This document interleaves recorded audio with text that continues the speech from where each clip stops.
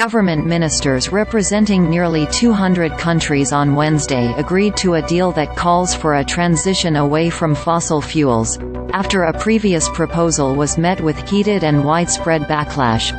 With an unprecedented reference to transitioning away from all fossil fuels, the UAE consensus is delivering a paradigm shift that has the potential to redefine our economies, the summit's UAE presidency said on social media. Dubai has been hosting the conference for the past 2 weeks against a backdrop of controversy, geopolitical conflicts and increasing extreme weather events. We delivered world first after world first, the UAE summit presidency said in a further social media update. A global goal to triple renewables and double energy efficiency. Declarations on agriculture, food and health. More oil and gas companies stepping up for the first time on methane and emissions. And we have language on fossil fuels in our final agreement. The latest proposal published by the UAE earlier on Wednesday called for transitioning away from fossil fuels in energy systems, in a just, orderly and equitable manner, accelerating action in this critical decade, so as to achieve net zero by 2050 in keeping with the science. The deal text also urged for accelerating efforts towards the phase-down of unabated coal power, and for tripling renewable energy capacity globally and doubling the global average annual rate of energy efficiency improvements by 2030. Critically, the proposal did not mandate an absolute phase-out of hydrocarbons.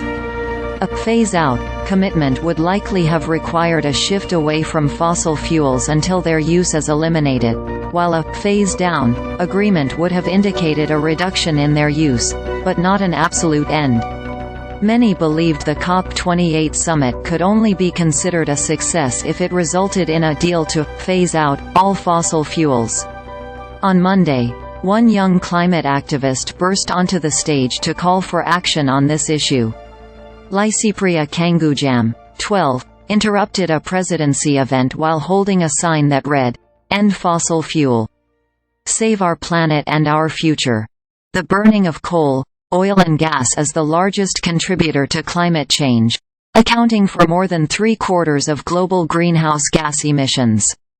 The Wednesday announcement comes after a previous draft text published in the final throes of the talks triggered widespread criticism for failing to include language on ending the use of fossil fuels, as negotiations laid bare deep divisions among policymakers over the future of hydrocarbons.